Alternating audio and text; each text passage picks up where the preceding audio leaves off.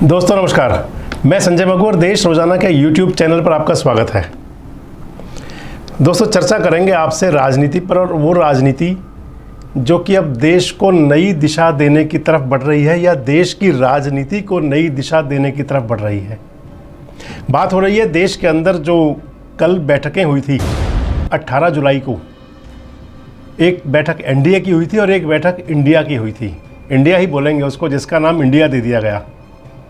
तो पहले बात इंडिया की करेंगे, उस इंडिया की जिसका नाम इसलिए किया गया, जिसका नामकरण इसलिए किया गया कि शायद कोई मौका ना रहे वार करने का सत्ताधारी लोगों के पास। यानी कि जब गठबंधन का नाम ही इंडिया रख दिया, लेकिन जिस गठबंधन के साथी ही अगर उस नाम को लेकर नुक्ताचीनी शुरू कर दें तो वो गठबंधन कितने दिन चलेगा, उस गठबंधन के अंदर कितनी टिकाव रह पाएगा, उस गठबंधन के जो साथी हैं यानी कि 26 पार्टियां जो इकट्ठा हुई थी, उन पार्टियों के अंदर कितना वैचारिक सामंजस्य बना रह पाएगा, ये बहुत बड़ी बात है।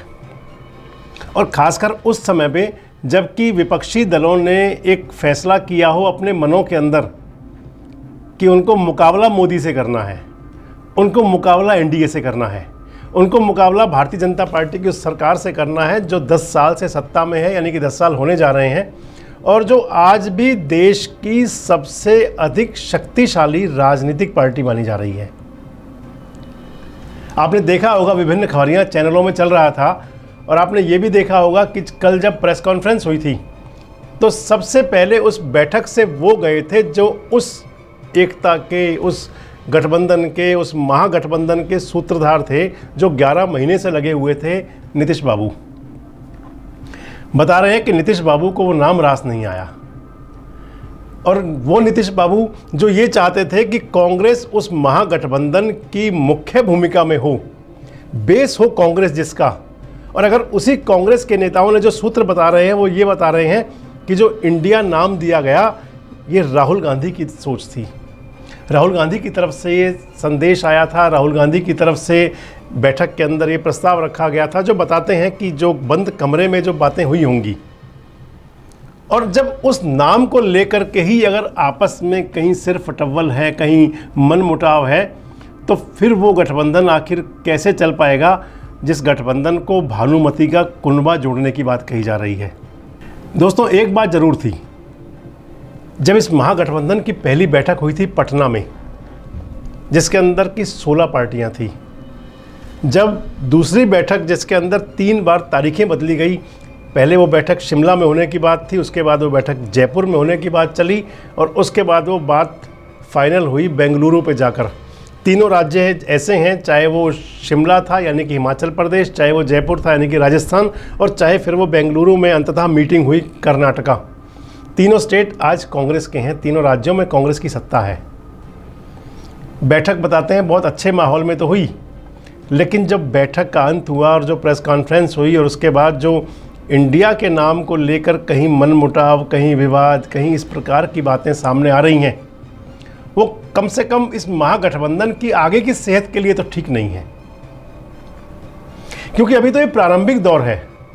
बात ये हुई थी कि एनडीए के सामने यानी कि भारतीय जनता पार्टी और उसके जो गठबंधन के सहयोगी होंगे, उनके सामने जब चुनाव लड़ने उतरा जाएगा तो महागठबंधन का भी एक ही प्रत्याशी होगा।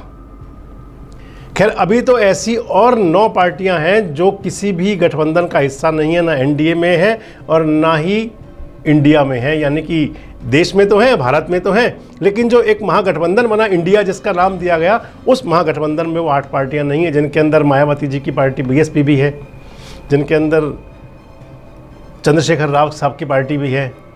ऐसी 8 पार्टियां हैं जो किसी गठबंधन का हिस्सा नहीं है। नवीन पटनायक साहब की पार्टी भी है, बीजू जनता दल।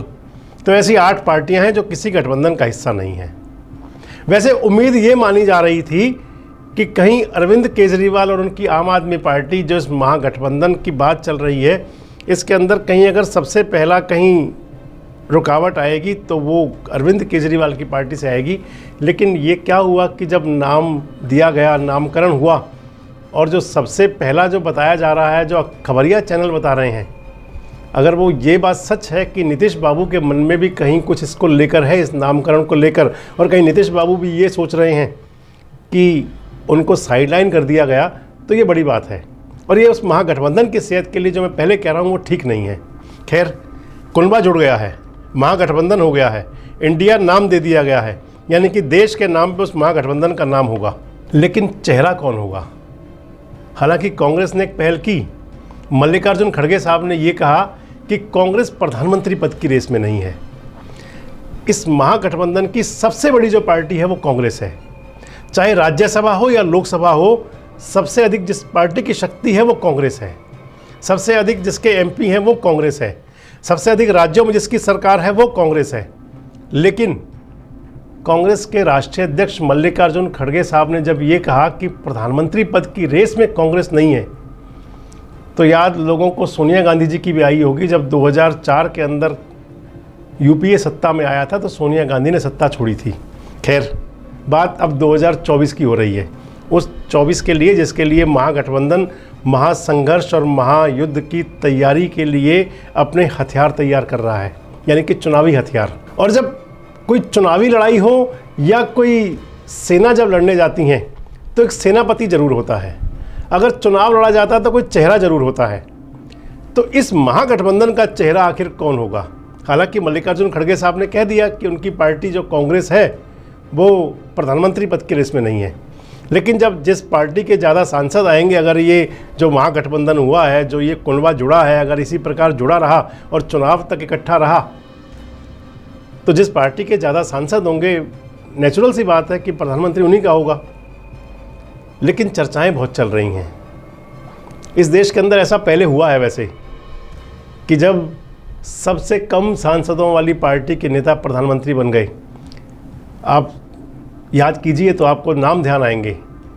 इंद्र कुमार गुजराल साहब प्रधानमंत्री बने थे, देवे गौड़ा साहब प्रधानमंत्री बने थे, चंद्रशेखर जी प्रधानमंत्री बने थे, और उससे पहले चौधरी चरण सिंह प्रधानमंत्री बने थे।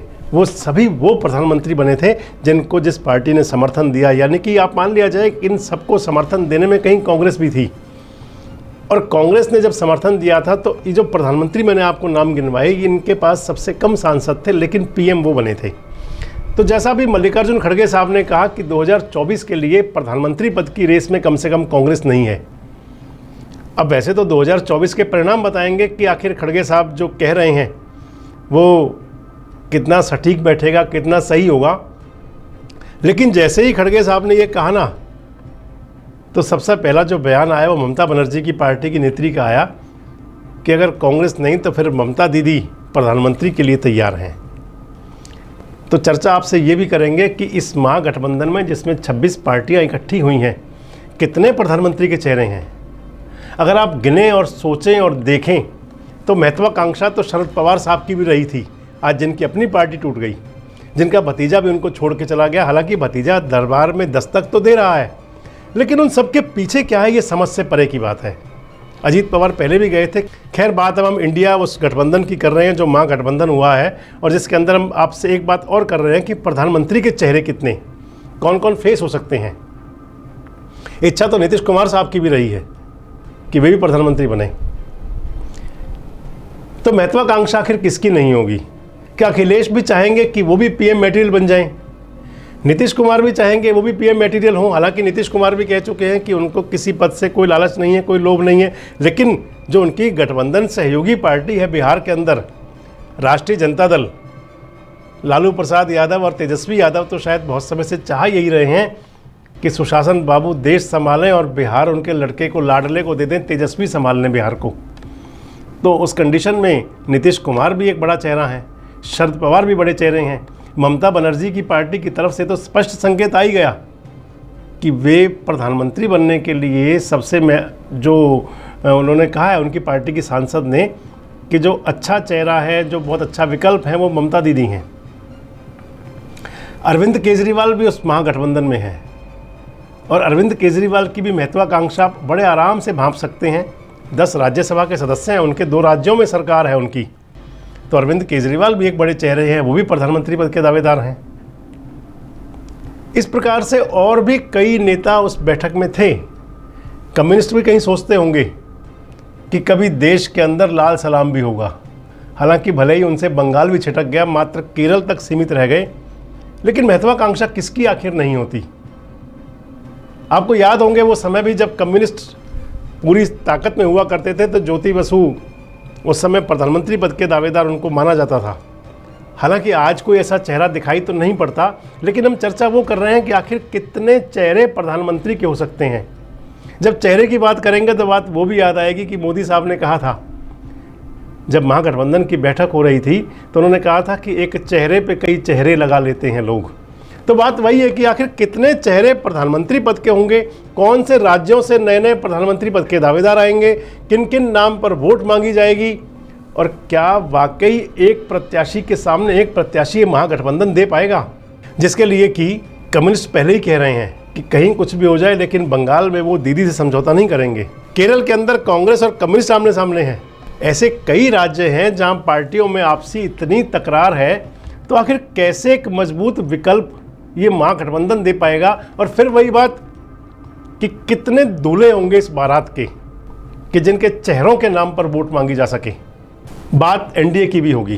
कांग्रेस और जो विपक्ष के लोग हैं वो अब ये बयान दे रहे हैं कि 10 साल तक बीजेपी को यानी कि मोदी साहब को एनडीए की याद नहीं आई थी। जैसे ही इंडिया जोड़ना शुरू हुआ, जैसे ही महागठबंधन की पार्टियां इकट्ठा होनी शुरू हुई, तो मोदी साहब को और बीजेपी को एनडीए की याद आ गई और 10 साल बाद उसकी बैठक हो गई। 34 राजनीतिक पार्टियां उस बैठक में शामिल थीं। ऐसे भी लोग थे जिनका एक भी सांसद ना राज्यसभा ना लोकसभा में है। लेकिन क्योंकि अब जब कुनबे बड़े करने की बात चली है, और जब कुनबे बड़े करने की बात चलती है, तो उस समय ये नहीं देखा जाता कि कौन सी कंपनी का क्रेशर है, कौन सी खान से क्रेशर आया था, कौन सी कंपनी का सीमेंट लगाया जा रहा है। बस ये होता है कि ये इनके प्रकरण एक भवन तैयार कर दिया जाए और आगे देखेंगे कि वो भवन कितना टिकाऊ होगा। इस समय यही कंडीशन दोनों गठबंधनों की है। हालांकि एनडीए गठबंधन के पास जो कहा जा सकता है सेनापति के रूप में, दूल्हे के रूप में, पीएम कैंडिडेट के रूप में, आज भी उनके पास मोदी का फेस है। लेकिन विपक्ष के पास आखिर कौन सा फेस है? जो इंडिया महागठबंधन बना है उसके पास कौन सा फेस है? और अगर इतने चेहरे होंगे तो आखिर जनता कैसे फैसला करेगी कि कौन से चेहरे पर वो विश्वास करें, कौन से चेहरे को आगे लेकर के वो प्रधानमंत्री का प्रत्याशी मानते हुए देश की बागडोर सौंप दें। जिक्र बहुत ज़रूर होंगे इन सब बातों के, और जब राजनीति जैसे जैसे आगे बढ़ेगी वैसे वैसे ही लोगों के जहन में ख्याल भी होंगे, सवाल भी होंगे, विचार भी होंगे, और उसी के आधार पे भविष्य की राजनीति तय होगी, भविष्य की देश की सरकारें तय होंगी कि आखिर कौन सा गठबंधन कितनी मजबूती से आगे रहता है। और जब लड़ाई बड़ी हो तो फिर हथियार भी प्रभावी होते हैं। अब कितने प्रभावी हथियार होंगे, कितने प्रभावी चेहरे होंगे, ये सब भविष्य गर्भ में है। सब आने वाले समय में तय होगा कि आखिर कौन सी पार्टी कैसा प्रदर्शन करती है। और इस सब पर नज़र आपकी भी रहेगी, जिम्मेदारी हम भी निभाएंगे समय समय पर आपको बताने की। बस जुड़े रहें हमारे साथ, देखते रहें देश रोजाना। नमस्कार, धन्यवाद। हमारे साथ जुड़े रहने के लिए देखते रहिए देश रोजाना का यूट्यूब चैनल सब्सक्राइब कीजिए। साथ ही देश रोजाना की खबरें सबसे पहले देखने के लिए प्रेस कीजिए बेल आइकन।